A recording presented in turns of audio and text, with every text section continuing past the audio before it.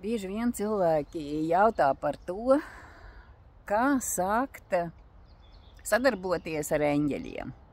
Ja?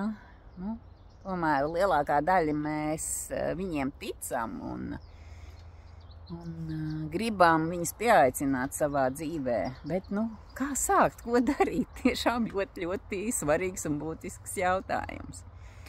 Un tad, ko es no savas lielās pieredzes 25 gadu garumā varu ieteikt?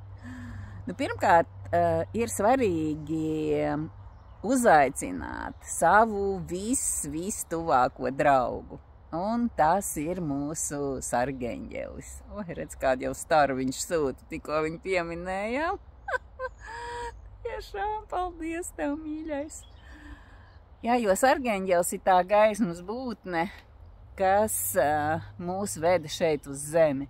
Viņš atrodas mums vistuvāk, viņš zina visu mūsu dzīves stāstu, to uzdevumu, ko mēs esam apņēmušies nākot šeit uz zemes izpildīt.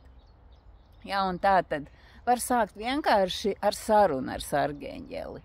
Ja tātad, kad vakarā dodamies gulēt, mēs pasakamies paldies man mīļo sargeņģeli, ka tu biji kopā ar mani visas dienas garumā, un pateicos tev par to.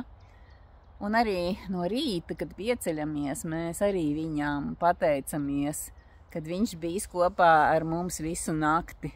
Jā, jo nakts ir arī tas laiks, kad mēs izejam ārā no savu ķermeņa, un ir svarīgi, lai parūpējas par šo saikni, mūsu ķermeņa saikni, jā, ar mūsu smalko pasauli. Tātad tas būtu sākums, ja, jo ir pašiem jāspēr solis pretī sargeņģelim. Viņi jau mums ir visu laiku blakus, tikai, diemžēl mēs viņus nedzirdam tik labi, kā viņi mūs. Ja, un tā mēs pamazām šo saikni veidojam. Tad, protams, būtu svarīgi arī aizdedzināt kādu svecīti. Ja, sveci ir kā simbols gaismai. Ja, tas ir tā kā jāvārds gaismai. Es atzīstu gaismu, es vēlos, ka tu esi man vienmēr klātesošs. Un nākamais solis, mēs varam savam sargeņģelim jau uzdot kādus konkrētus uzdevumus, lūgt palīdzību. Ja, tātad, ja dodamies, varbūt uz kaut kādu tikšanos, tad mēs varam lūgt, man mīļo sargeņģeli, lūdzu, palīdzi man sakārtot šos jautājumus maksimāli harmoniski, bet vienmēr arī palūdzam, lai tas viss notiek pēc augstākā dievišķā plāna. Ja mums ir vajadzīga drošība, tad mēs varam lūgt, man mīļo sargeņģeli, esi ar mani kopā, sniedz man drošību, atbalstu, spēku,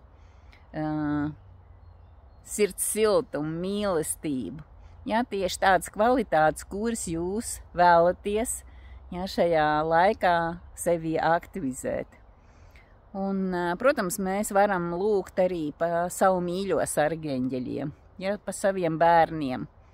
Mēs varam lūgt, lai mūsu bērna sargeņģelis ir kopā ar viņu visas dienas garumā un rūpējas par viņu un sargā viņu. Ja, to mēs darām caur savu sargeņģeli. Ja, tātad mūsu sargeņģelis sarunājas ar mūsu bērnu sargeņģeli. Ja, tā kā tie ir, varētu teikt, pirmie soļi šai sadarbībai ar sargeņģeli, kas, protams, ir bezgalīga.